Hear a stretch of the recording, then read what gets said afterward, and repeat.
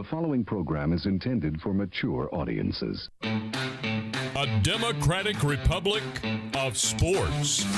The Sportsocracy with ESPN Asheville hosts Tank Spencer and Jeremy Greene. And welcome into the Sportsocracy. I'm Tank Spencer, Jeremy Greene alongside, as always. We are live in the Ingalls studio, and it is time for another mock draft. Jeremy loves his mock drafts, and after seeing Mel Kiper's latest mock draft, the first one that included some trades, Jeremy was like, I got to do my own because there was just too many. Look, Mel is the draft GOAT. There is no one that does what I do that doesn't love Mel Kiper. And if you don't, you're just being a disingenuous dick. But he's not the greatest mock drafter I've ever seen, and I'll tell you why. Or at least why I think this is. Mel is the guy on the biggest entity in the country. Mm-hmm. So I don't necessarily feel like he always gets the best information from teams because there's really no way for him to not say it. Right. Because there were a couple things in his mock draft that I know to be patently untrue, and one of them's with the first overall pick. Okay.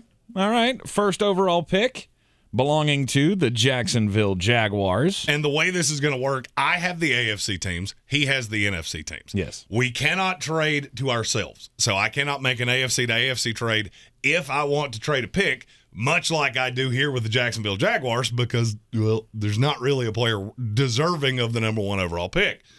So the biggest question is, how much you want for them? Well, it's too damn much, and nobody. I mean, do you have a team that would be interested in trading up to one? Not a single one. There you go. There's the only time I could ever see a team moving up to one is if they know there's a surefire Hall of Famer right there to be picked, and you don't know that in this class.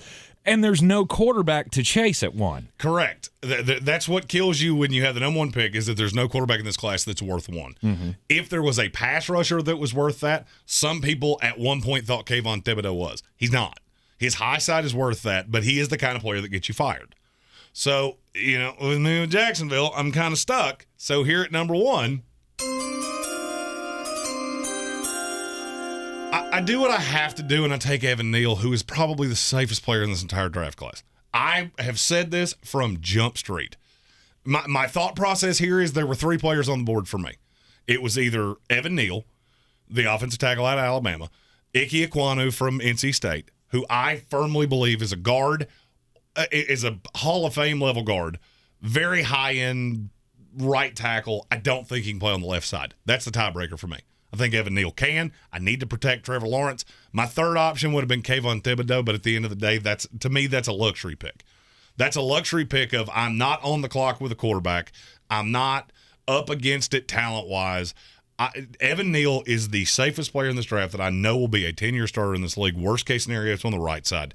And if I'm Doug Peterson, Trent Baalke, I'm looking at this going, all right, that's one of my 22 down. I don't have many of those that are set in stone, but now I do have one with Evan Neal. Mm-hmm. With the number 2 pick in the draft, this is where the Detroit Lions slip in, and there were 3 years ago, I said that Sam Howell was going to be the first overall pick in this draft, in the 2022 draft, by the Detroit Lions. We've come into this section. Sam Howell is here for the Detroit Lions at number 2, but is he worth taking at 2? And yeah, exactly. He's not worth taking the gamble on at number 2. That's a big thing that you found. That's Mitchell Trubisky all over again. Yep, absolutely. And sadly enough, it's the same damn school. Same school, very similar looking player. Sam Howell has a much better arm. Yes. But, if you were looking to trade down, which I think Detroit would be interested in if somebody would call. Of course. Like, is Denver looking to move up from 9? But you're not there. No. I mean, there's no team. None of my AFC teams are interested in your pick. Mm-hmm. So that means you're in the same boat I was in with the Jacksonville Jaguars. So at number 2, The Jacksonville Jaguars will select a guy that I think they're going to be. Lions. Jaguars already picked. The Detroit Lions are going to pick the guy that I think they should be jazzed to have in their building, because not only is he a Michigan guy, but he also brings that work ethic that Dan Campbell's trying to go after with this crew. He wants to build on the lines, and I'm going to get a pass rusher that has that blue-collar type of mentality. High motor, Aiden Hutchinson, it's no question to me that should be the number 2 pick in the draft by the Detroit Lions. And look, I like Aiden Hutchinson. I had a scout in the league tell me at worst he's a stand-up double. Yep. I don't like the chances of him being a home run, but at worst he's a stand-up double. And you can do worse than that, especially in this class where there's so few guys that are no-doubters. The tape against Georgia, it wasn't good. Straight up, it wasn't good. But he fits that Dan Campbell mindset. All of those things make total sense to me. I don't see how Aiden Hutchinson will not be the number 2 pick in this draft. I agree. Because I don't think there's a shot of him being number 1. Yep. And I don't really see a shot of him falling past 2. Nope. Which puts me on the clock at number 3 with the Houston Texans. And I have to ask this, and when you answer it the way that I think you're going to, I'm going to say that I disagree with you. Okay. Do you have a team that is interested in moving up with me to the number 3 selection? I do not. And I think you should. Okay. I flat out think you should, but I don't control the NFC team, so I have no say over that. Right. If I was the New York Giants, and I'm sitting at 5, and I know the New York Jets, there are 2 players that they're going to be perfectly happy with. But I think if one specific player fell to them at 4, they would no doubt take him. So if I'm the Giants, I would be seriously considering packaging 5, and I might even, I would try to, what about 7? But then 7 starts costing more shit. Yeah. I would, if I was the Giants, I would look at, I'll give you 5, I'll give you 36 to move up to 3, and then I would recoup a mid-round pick from Houston to go get the guy that I want, because there is a player in this draft that fits tremendously with the New York Giants and would fill a need, and he ain't going to be there at 5. Do I think it's the greatest idea? No, but this is a no-doubter pick, and since you didn't want to play ball, I'll take the hottest player in this draft. With the 3rd selection, the Houston Texans select Ike Ekwonu, tackle, guard from NC State. And that is going to hurt me if I'm Joe Shane in that front office with the New York Giants of going, damn it, I did have to move up to 3 to get that guy. And I'm telling you right now, you're going to have to, because he ain't falling past 4 to the Jets. Yeah. He's just not. This is the hottest player in the draft. If you told me there was a player in the top 5 that somebody traded up for, I would bet my left testicle it was Ike Ekwonu. Okay. Because this is the player that everybody I talk to in the NFL talks about, because they see when you look at drafting players, the Detroit Lions, they had a perfect fit. Hometown kid, fits the scheme, all those. The Houston Texans have 4 starting level players on their entire roster. Mm-hmm. So I'm kind of in the same boat that I am with the Jacksonville Jaguars. I cannot miss. It does not particularly matter what position I draft, because I need everything. So I draft Ike Ekwonu with the intention of, hey, you know what? I can bring him in. This opens up a Laramie Tunsil deal, to recoup some draft capital, because Laramie Tunsil is still a valuable player. When I slot him in on the left, I don't think that's going to go particularly well. If I get stuck with Tunsil and nobody will play ball and I can't get off that contract, or I don't want to eat the dead money, you should, I can play him on the right side. I can play him at guard. This is a 10-year starter in this league for me. And if I'm the brain trust of the Houston Texans, the one thing I can't do here is miss. And there is a fear. I would consider Kayvon Thibodeau. Mm-hmm. I would consider Kyle Hamilton, because I think Kyle Hamilton's a no-doubter. But Kyle Hamilton doesn't fit that Lovie Smith scheme, and there's no way you're firing a coach 1 year in, 2 years in a row. So for me, best scheme fit, best ideal fit is Ike Ekwonu. All right. And the New York Giants will be heartbroken. And the New York Giants weep. They will be. I feel like they will be heartbroken. So, that's one of those things that you do as a GM, though. Do I have to move up? I don't know. Maybe I'll take my chances at 5. And there is a player still sitting here that I'll be happy to take at 5 as the GM of the New York Giants. And see, the bad thing for me, where I would be, if I had the NFC and you had the AFC, I would have no doubt pulled the trigger. Yep. Houston wants to move down. I know they do. You take some of the guesswork out of it. You take some of the risk out of it. And I can sit at 5, and whether it's Kyle Hamilton, Kayvon Thibodeau, or Ike Ekwonu, still, maybe the Giants want to move up to get Kyle Hamilton. And when I make the deal, I don't 100% know who they're after. Right. But I know there's 3 players. I'm going down 2 spots. I'm going to get one of these 3 players I want. Yes. So for Houston, I may not even have to get top dollar. I may not have to follow the trade value chart and get everything. Hell, I might settle for a 3 and a 5. And go, you get the guy you want, I get extra draft capital, I can continue to build the roster the way I want to, and it's a win-win for both of us. Yep. A team that I feel very sure would love to move off of 4, and again, I'll ask, you got anybody that's interested in moving up to 4? I feel like at this point, I'm just going to keep focusing on the New York Giants because I just lost out on Ike Ekwonu. Now, what would it take for me to move up a spot to guarantee that I get the next guy in line? Well, and here's the thing. With the Giants, you don't have to worry about that. The Jets are not taking – unless Ekwonu falls there to be that pulling guard in that zone blocking scheme or even the pulling tackle, I'm not worried about them taking Charles Cross, which is who I feel like you're talking about. I'm not worried about that at the Giants. Ekwonu's off the board. It's fine. It's fine. Worst case scenario, I'll sit at 5. I'll take, Kayvon Thibodeau. If now this is arguably the best player in the draft. It's following me at 5. I can put him on the other side of Ojulari. I'm not worried about that if I'm the Giants. There's a player I can get that is fine. I missed out on the guy I wanted, and now I can't compound an error with another error. Well, I'm going to go to, I feel pretty confident that guy's, that the Jets are going to be too happy to pull the trigger on 4 at the guy that I think they're going to, and it's not the guy that I want. So I would have the conversation, see what it takes, and if it's way too much, then I'm fine sitting at 5. So you're going to force me to make a selection with my New York Jets. Which I know you're so heartbroken about. I am, and I have a funny feeling. With the 4th selection in our head-to-head 2022 NFL mock draft with trades, the New York Jets select Kayvon Thibodeau, edge rusher, Oregon. And God dang it, I should have done it. Yeah, you thought I was going to say Kyle Hamilton. I thought for sure you were going to go with Kyle Hamilton. You can't do it. The way that Robert Saleh defense works, you put him on the other side of Carl Lawson. Now you're going to get the most out of Quinnen Williams. You've still got John Franklin Myers. You can do all of the things you want to do. With the Jets, I have more draft capital than any team in the league. So I can afford to take the riskier pick. Kayvon Thibodeau has the highest upside in this draft. It's not even close. He has a dangerous floor to me that scares me a little bit. But what I think gives him a better opportunity to find that is not having to learn how to drop in coverage. I mean, I've seen him do it, but I don't love the idea of him being with a 3-4 team. I like the idea of him being a hand in the dirt, 4-3, pass rush specialist to begin with, play 35, 45 snaps a game, and know that now I have 2 tremendous pass rushers, one on each side.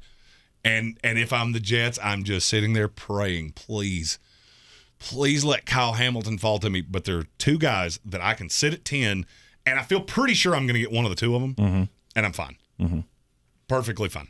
All right, so Kayvon Thibodeau has now come off the board at number 4, so now the Giants are sitting here at 5 going, well, shit. Well, no, I mean, this didn't go my way. Well, it may not have gone your way, but there's still a guy here that is pretty much to me a no doubt pick, and I don't know that there's enough draft capital that someone would be willing to offer me to trade up for this pick because I know I can't trade down.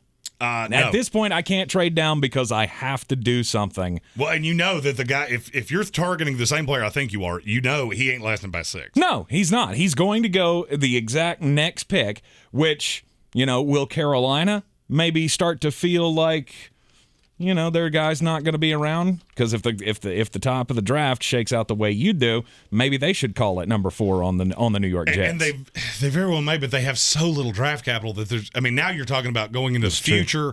I'm not sure Scott Fitter is going to do that with Matt Rule having 1 foot in the grave and 1 foot on a banana peel. Yep.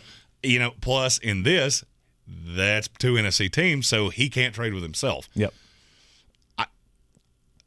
I think this is the nightmare scenario for the Carolina Panthers. It is. It's absolutely the nightmare scenario because I'm gonna throw that card in as soon as possible after number 4 comes off for the New York Giants, their 5th selection. Oh.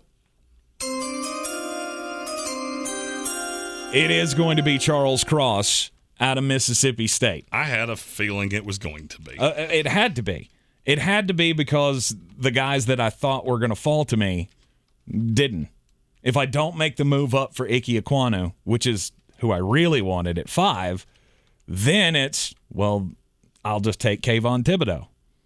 I know I need help on the offensive line, but I don't know that I can pass up that kind of edge rusher. I mean, Kayvon Thibodeau comes in, he's the best edge rusher that the New York Giants had since Michael Strahan, probably. Oh, absolutely. So, but now I'm sitting here, I got to get another tackle to bookend with Andrew Thomas. I can go either way. I can play Charles Cross on the left side, put Andrew back on the right side. I think that would be the better way to do that, by the way. Andrew did very well on the left side of this offensive line. I've got to open up holes for Saquon Barkley. I know that if he's still on the roster. I know that we've already thrown out there that we're open to trades, but I'm not sure if Miami's going to bite on that. I think that's who they're trying to bait. I wouldn't be shocked if there was a Saquon Barkley deal for markedly less than you think it would be. Really? Okay. It wouldn't shock me in the least. Okay. Well, to me, and look, I know that some people are down on Charles Cross because of the system he played in. I think he's a perfect fit. Now I have 2 bookend tackles. If I'm Brian Daboll, I'm putting Daniel Jones in the best potential to succeed. Exactly. Because now I know Carolina. I feel like I know what Carolina's going to do, and I'm sitting at 7. Going, there's another guy that I like a lot. That's one of the 4 top 10 grades I have, and I have a funny feeling he's going to land in my lap at number 7. Okay. At number 6, it's the Carolina Panthers. And this is the first team that I genuinely think would have no interest in moving any direction. You don't think so? They're going to sit at number 6, and you have to do something with the offensive line. Yes. I am with bated breath waiting to see what that is for you. I know what it would be for me. Well, I also feel like there might be a little bit of that. Let's call around and see if anybody's interested in moving up to 6. If it went this way, I could see them making the call. The problem is that you've already seen an offensive line run. So we're 5 picks into this. We've already seen 3 offensive linemen go. Yep. So to me, if I'm Carolina, I know I can't go further back without getting into the grossness of what's back behind here, and I need an offensive line starter, period. Yes, you do. So with the 6th pick, the Carolina Panthers,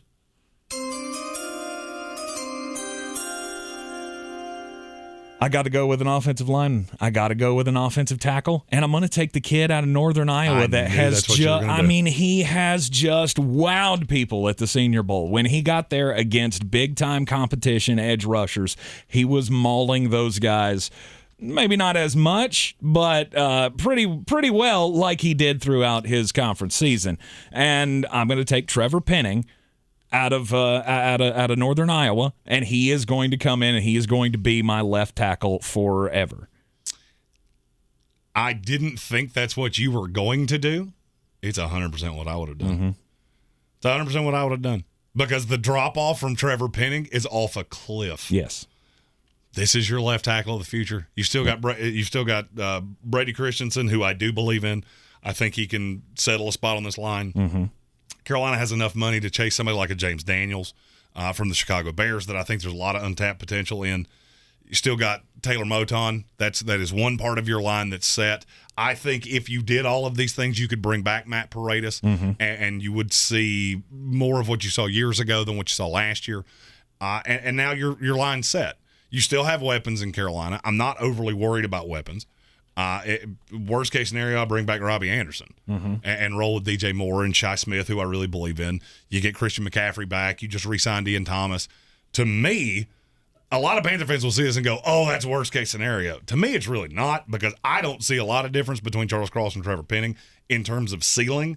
The difference is in floor, and I actually think Trevor Penning's is higher.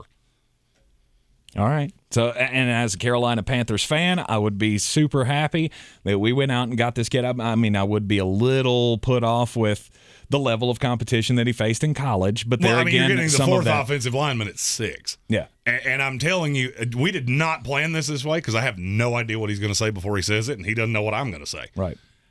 This is exactly how I think this draft is trending, because there are a lot of positions where the difference between 1 and 5 is not huge. Wide receiver, cornerback, although I should have said the difference between 2 and 5, because the difference between 1 and the rest of the corners is pretty marked.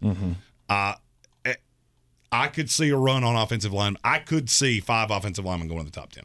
Yes. I think that is completely in the realm of possibility. Yep. The number 7 pick also belongs to the NFC teams, which I control, and it belongs to the New York Giants. And now I would be remiss if, as you know, a few of my teams that need things, I wasn't at least partially interested in moving up with the New York Giants. Okay. The only problem is that I can't figure out exactly who that would be. And I almost, the one that I'm looking at is the Jets at 10. I have so much draft capital I can go up and get the guy I want. But I don't think I have to. There are multiple guys that I still want. And that's how I feel about that. There's no quarterback to come up for. There's only one player on the board that I think that I would come up for at this point, and I don't think I have to. You have the next 2 picks, and I don't think you're taking the guy I'm talking about with either one of them. Okay. So there is no offer coming from me. No offer coming from an AFC team, since I cannot trade with myself as controller of the NFC and teams. And trust me, you would love to, because I'm going to let him make the pick, and then I'll tell you what my thought process would have been. Okay. New York Giants at number 7. I may be jumping the shark on this guy, but I think I think what he can bring to my team and the stability that he could bring to this team, and especially being on the offensive line again. That's exactly what I thought you were going to do. I've already got my bookends. Now I want the centerpiece. Now I need to get the guy who's going to control my line movement, the guy who's going to call out the packages and things. It is going to be Tyler Linderbaum out of Iowa. Jeremy says he is the best center that he has ever graded. And it's not all that close. Right. I am going to go with Tyler Linderbaum for the New York Giants. Now I have solved my offensive line somewhat. Now I have three pieces that I know I can probably keep in the building for the next 10 years. And that is exactly what I would do as well. If I couldn't find a trade partner, you know what? I'll just take the sure thing, because I know what Tyler Linderbaum is. And so now if you're the Giants, you have Andrew Thomas, you have Linderbaum, you have Charles Cross. So I have 3 of my 5 spots settled. Yep. Now I got to figure out guard. And there are guards that I can get later in this draft. I can get in free agency, low risk, high reward, 1-year deal kind of guys. And now your line's set. Now you have put Daniel Jones in the best position to succeed. Now the most important part is I will get the most out of Saquon Barkley this way. I have Galladay. I have Sterling Shepard. I have all of the pieces. And now it's just a question of what else can I put around him, and how can I patchwork the defense. And with Wink Martindale, I very much believe that's how this is going to go, that the Giants wind up with 2 offensive line pieces. For them, I think they would prefer it to be Ike Ekwonu and Charles Cross. Yes. But, you know, Cross and Linderbaum is quite the consolation. I feel like it's not going to happen for Cross. They have to take Cross with the first pick at 5, or he ain't going to be there at 7. I don't think he gets past Carolina, but if it falls this way where Ekwonu not on the board, then yeah, I think you have to take him first. Yeah. Because there's just not another tackle. That's why Penning gets elevated a little bit, not as much as people think. I mean, there were people that pissed off when I had him going to Baltimore at 14. Weird. Every mock draft I've seen since has had him to Baltimore at 14. Weird how that works. Weird. All right. The number 8 pick belongs to the Atlanta Falcons. So another NFC team here. We're on a bit of a tank only run. Atlanta.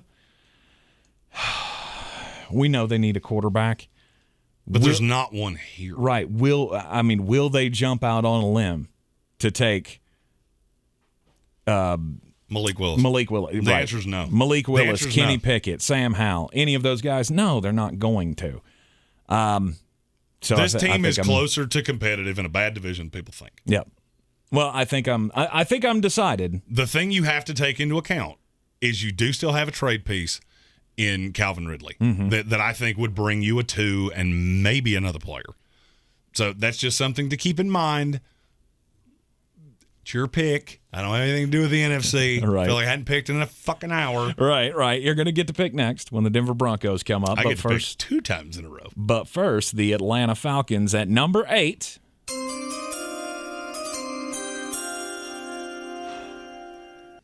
I don't have an offensive lineman here. No, and you shouldn't take one here anyway. I don't have an offensive lineman in mind, but there are only 2 players you should say right here.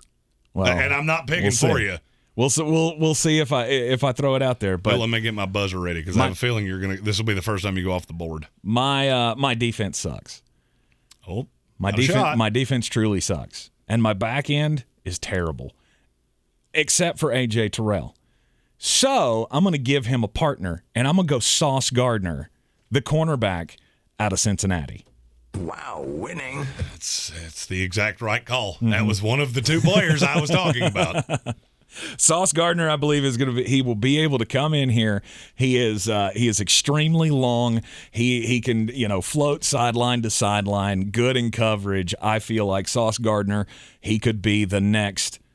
I'm trying to think of the last cornerback from Atlanta that you were scared of. Deion Sanders. That might be it. We might have to go back that far, but that's my guy. And I'm not gonna lie to you. I think that's a very good selection. I really do. I think that's the guy it should be. And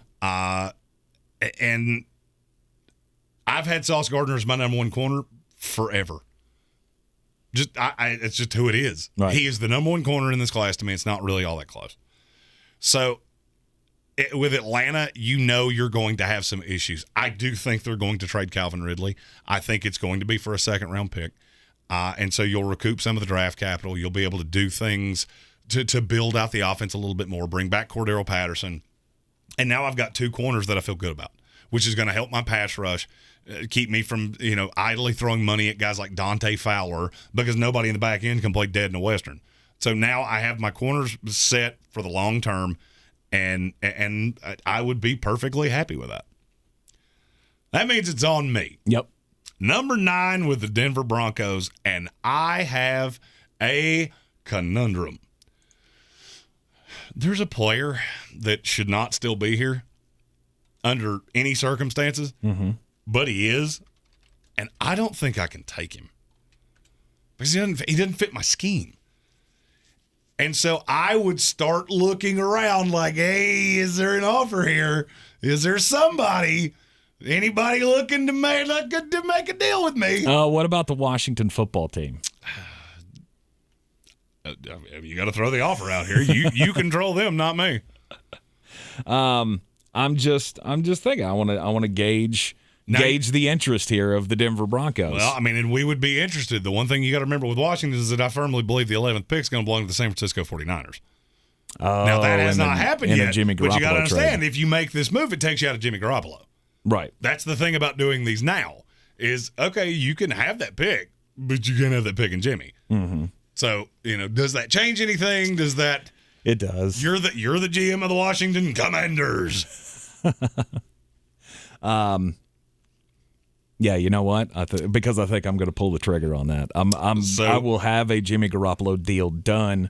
So yeah, this may be a San Francisco pick, and if San Francisco has it, they'll just take best available. And when Washington comes on the clock, we will talk about that. Yep. But I have a feeling I know how that's going to go. That's an NFC to NFC trade that we will allow because it has nothing to do with the selection of players. He can't stack the board to himself, trading the 11th pick for nothing. Right. So that's allowable. Right. So that means at 9, right, go ahead. I'm the Denver Broncos. I'm just sitting here going, my team is so good, and I need a quarterback. I don't love Kenny Pickett.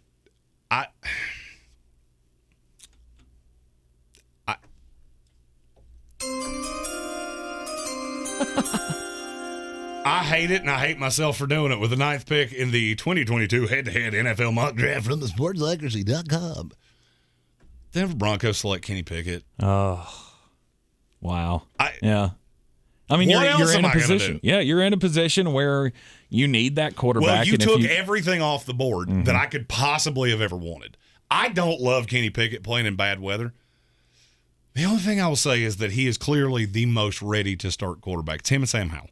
Malik Willis is, I had Malik Willis going here because I do think he's the highest upside quarterback in this draft. The only thing is with Denver, that doesn't matter. You got to have somebody that can come in and play right now. The thing that would be hard for me is that I look around and go, I have Kenny Pickett, and the other quarterbacks in my division are Derek Carr, Justin Herbert, and Pat Mahomes. So I'm probably going to be 4 forever, and I'm committing a top 10 pick to that. I would love to trade back. I don't think anybody's there. Because the only player that you would be the only player that value-wise you would be looking to move up for right now would be Kyle Hamilton. Nobody's moving up for a safety. Nope.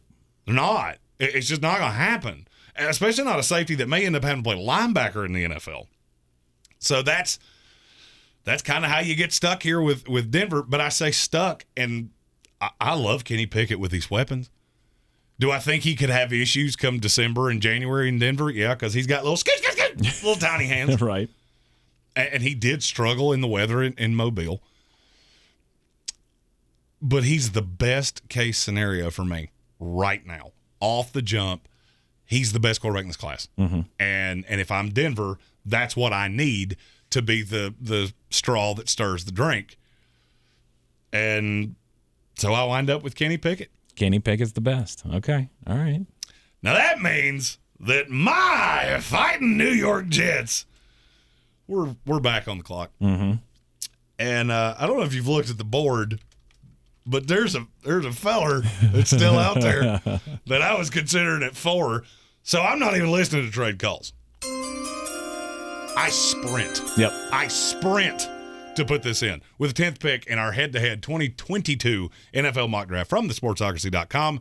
Kyle Hamilton, Notre Dame. And I am fucking ecstatic to have both of these guys. Could be a steal of the draft. If he falls to 10, I'll be nominally and he very shocked. well could. Yeah. I've been hearing this, and doing this scenario, the thing that I keep looking at is every team in front of the Jets here has another need. The Jets have another need. And I think it's more and more likely that this is exactly how this goes. All of the intel I've gotten on Kyle Hamilton is that there's a lot of teams that are not willing to pull the trigger on him as a top 10 pick. Well, where that kind of goes out the window is when he is your second top 10 pick. And for me, if I'm the Jets, this becomes real easy for me to go, I traded Jamal Adams for Kyle Hamilton, Ali Vera Tucker, a 3, and a player that has already played for me. That is the greatest highway robbery since the Louisiana Purchase. And I'm completely fine with it. I would be ecstatic with this if I was the New York Jets. As you should be. I mean, ecstatic. It would be party time in the Big Apple for me. Yep. Because that is 2 stalwart defensive pieces that I can build around for the next 10 years. Right. Kayvon Thibodeau is my second edge rusher on the other side of Carl Lawson with Quinnen Williams in between them, and I've got Mosley, who was not great last year, but now I've got Kyle Hamilton as this rangy piece that I can just do all kinds of things with. Still got Bryce Hall. There's enough corners in this class that I can draft one in the second round. I got 2 of those too. So, yeah.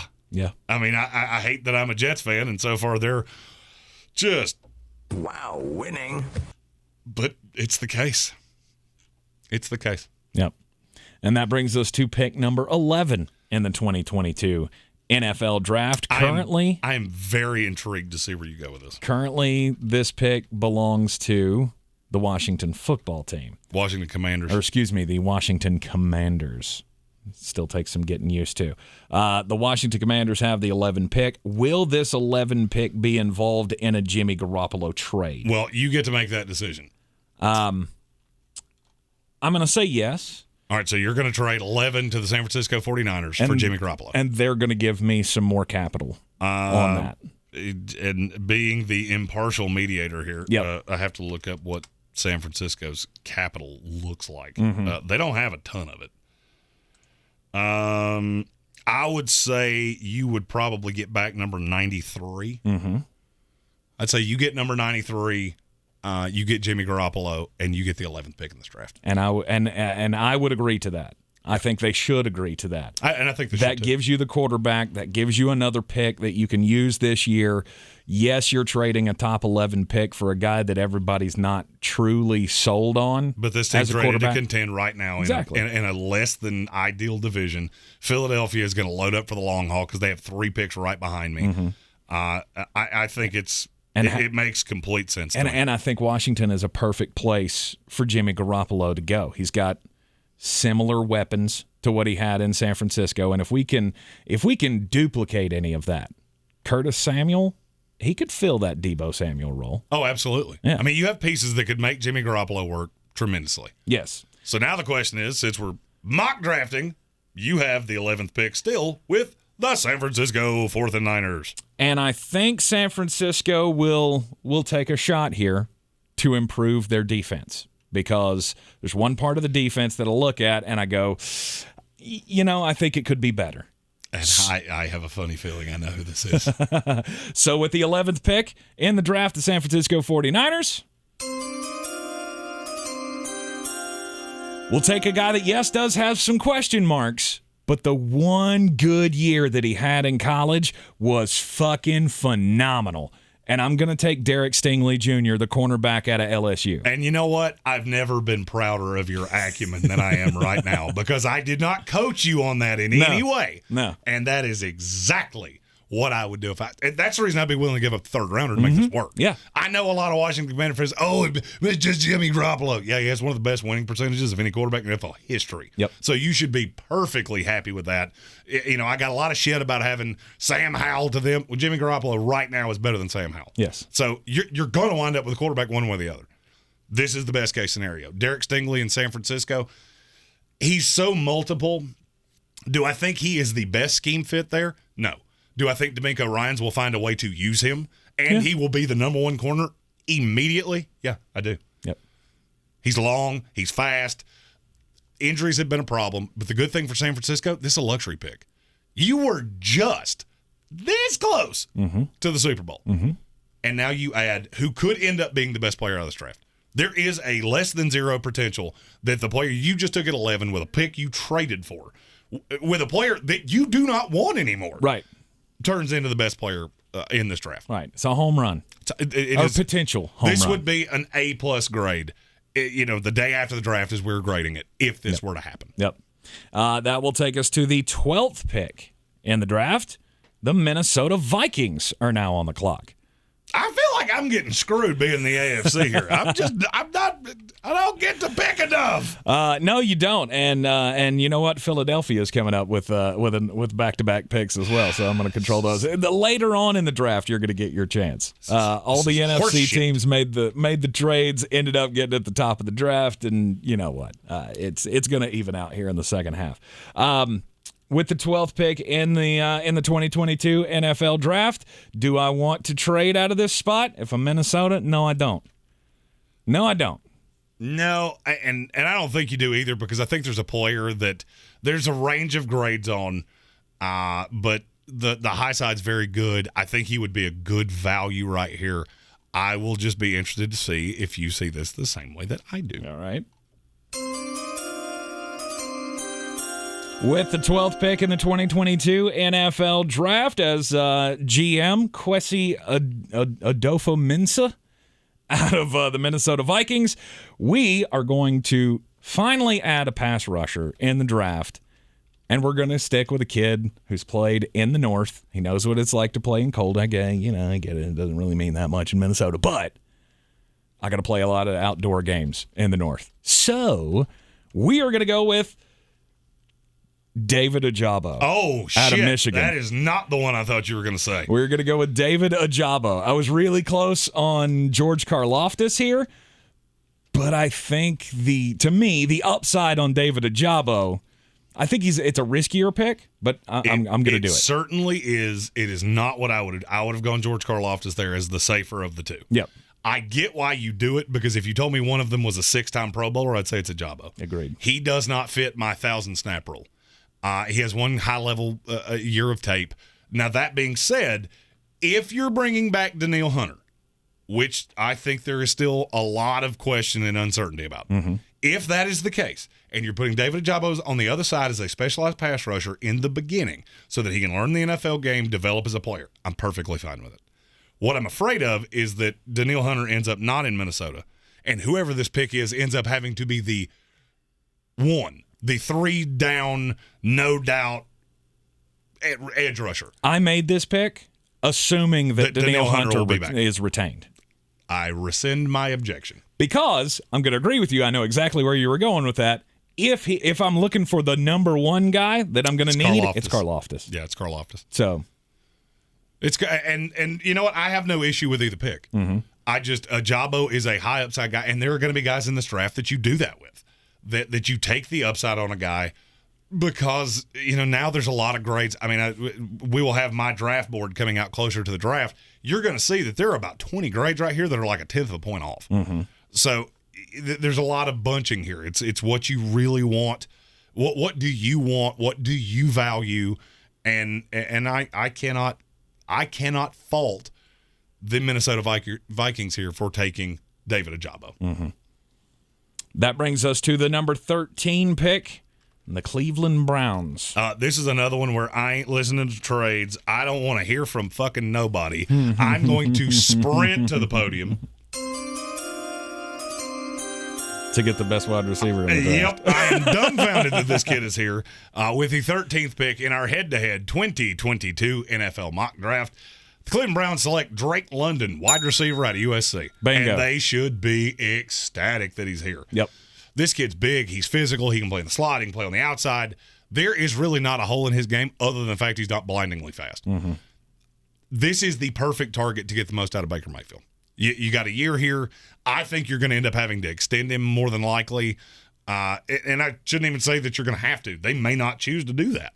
But if you want to make an informed decision on Baker Mayfield, having a target like Drake London is the best way to get an accurate read on what kind of quarterback Baker Mayfield can be. This is my number one receiver in the class, has been my number one receiver in the class, will continue to be my number one receiver in the class. People talk about, short burst speed and things like that. I don't care. He's 6'5". He's 6'5". He reminds me of Michael Pittman, and I think Michael Pittman's his floor. His ceiling could be Mike Evans. So, I'm fine with that at 13 in not a great high-end draft, but a very deep, especially in this meaty clacker portion of the draft. The meaty clacker This is the meaty portion. clackers. This is where, friends become enemies and enemies become friends. All right, leads us to the 14th pick of the draft.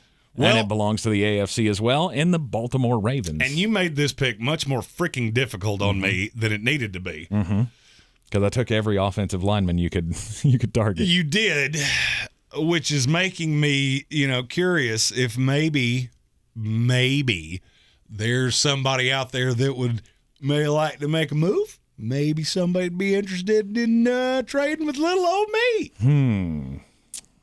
Very interesting proposition here. There is a team that makes a lot of sense. But I do not control them, so I have no say in that. I'm thinking, since I have 3 first-round draft picks. Yeah, but you don't have to move up. I don't know. Will Baltimore take the guy that I want? Well, that's a question. The question is, who are you targeting here? Because there is a player that, you just had the first receiver go off the board. You know that Philadelphia could be interested in a receiver. You know that if the Chargers lose Mike Williams, they could be interested in a receiver. The Saints, there are a slew of teams. If there's a receiver you're really high on, that would make sense here. There's one that makes a lot of sense. There's one that makes a lot of sense? The New Orleans Saints. I mean, I understand that, but... Now, you got to remember, I'm also in an exercise like this, you got to remember where they think they are, not where you think they are. Right. And that's been an aggressive team in the draft. And I think there's no way anybody with an IQ above salad dressing that knows these prospects knows that there's a player. Drake London was here. There's a step down to the next receiver, and then there's a big chasm to what's beyond that. Mm-hmm. Now, New Orleans may want to sit put because there's enough receivers here that I don't have to trade up. That was one of the objections that I had with Mel's draft. See, that's what I'm thinking of, is because New Orleans is a team that is, they're in cap hell, which I realize that doesn't really have that much of an effect on the draft position, but I'm just so tight on everything that I don't know that I want to give up any of my draft capital to move up 3 spots when I know that there's going to be a wide receiver that I can get there. And that makes plenty of sense. So I'm going to say no. So no movement. No. No nothing. No movement. Well, shit. That is not how I wanted this to go. Because also I'm thinking if I'm every other team, it's like, I'm not going to let Baltimore do this again. I'm not going to let them, move down, pick up 3 picks from somebody, and then turn all of those guys into Pro Bowlers. And they very well could do that because this is a good draft for that. And this is a great look at how a lot of these trade discussions are going to go, because there's going to be a lot of, beauties in the eye of the beholder of, what exactly are you looking for? So you've kind of forced my hand here because there's not an offensive lineman that I can really justify taking here. There's not really an edge rusher that fits my scheme that I can justify taking here. Mm-hmm. So, you know what? With the 14th pick in our 2022 NFL head-to-head mock draft, the Baltimore Ravens select Treylon Burks from Arkansas. All right. I will move either Rashad Bateman or Marquise Brown into the slot. Mm-hmm. This is the big receiver I've needed forever. This is the piece that will allow me to do things with Mark Andrews. He is a freak specimen. Do I love that I had to do this here? No. No, because receiver is not my biggest need. Is it a need for me? Yes. But I need a safety. Mm-hmm. I need another corner. But for me, corner is not a bigger need than receiver is. This is a luxury pick of my team got decimated by injuries. I'm picking in a place that I'm not going to be picking very often. And so I'm going to go get the high-level player that will help me immediately. I'm taking Treylon Burks. All right. Treylon Burks out of Arkansas. And I'm not going to lie, I'm very happy about it. Well, you should be, because I think he's going to come into the league and just be phenomenal. As do I. He's the height weight speed on him is intoxicating. Mm-hmm. I mean, nothing wrong with it. Yeah. So our last 2 in this video, then will be a part 2 to this with the second half of the first round. These are both tank picks with the Philadelphia Eagles. With the Philadelphia Eagles. And I have the ability to immediately change my team with 3 picks in the first round, 2 of them coming here back-to-back. And, I mean, is there anybody that wants to try to jump up to 15 or 16? No. I mean, I think this is the spot with Philadelphia that they're looking for 3 starters. Yep, and I'm completely happy staying here. And I don't think I'm going to pay what you want. Sure. I think you have so much draft capital, you're not trading down for anything less than top dollar. Yep. And there's just not a player out there that's worth paying that here. Mm-hmm. Now, that 19th pick in the next video, that could be a different story. So I'm going to say both of these picks will be housed by the Philadelphia Eagles. Okay. At number 15, the Philadelphia Eagles will select a defender. They will go to their linebacking core. If you didn't do this, I was going to call you a fucking moron. So I'm just curious which name you're getting ready to say. Which linebacker I'm getting ready to say? Because there's 2 that would make sense. Mm-hmm. And the one that I'm eyeing is Devin Lloyd. I'm shocked that you didn't say Nakobe Dean right there. No, it's not Nakobe Dean. I actually think Devin Lloyd, as much as I love Nakobe Dean, I think Devin Lloyd is going to be a long-time, steady guy who's going to maybe he's not going to make a whole bunch of all-pro teams. I'm not saying he doesn't have that ability, but I think he's going to be a fan favorite And I think he's going to be voted to some Pro Bowls a lot. I like Devin Lloyd a lot. I think he has a higher upside. He's just got a better NFL body. Mm-hmm. Now, Nakobe Dean, the work ethic's intoxicating. I don't think you could actually go wrong with either one. But I agree with you. That should be one of the 2 picks for the Philadelphia Eagles. Mm-hmm. I would love this pick for them. I think this increases your pass rush right off the jump. Add some speed into that linebacking core. Add some pop into that linebacking core. And there's a lot to like about this. There is a lot to like about this. Yep. Philadelphia Eagles have the number 16 pick.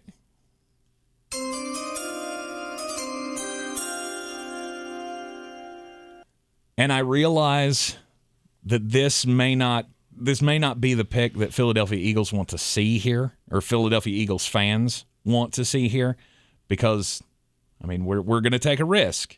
We're going to take a risk and not take a receiver with this pick. There's nothing wrong with that. I think it would be risky to take a receiver with this pick. But we're going to wait. We're going to see how things shake out when we get to 19. I realize that New Orleans is going to be in on a receiver. I realize that the Chargers probably will be in on a receiver as well. But I'm going to take my chances because there's a whole lot of receivers to pick from in this draft. However, there are not too many George Karlaftises that are going to be here. So I need to continue to, I want to turn back the clock a little bit with Philadelphia. Remember how dominant their defense used to be? Yes. And the offense was the question mark. Well, I mean, I know the offense is still a question mark, but I need to get back to that hard-nosed, just in-your-face defense that's going to dominate.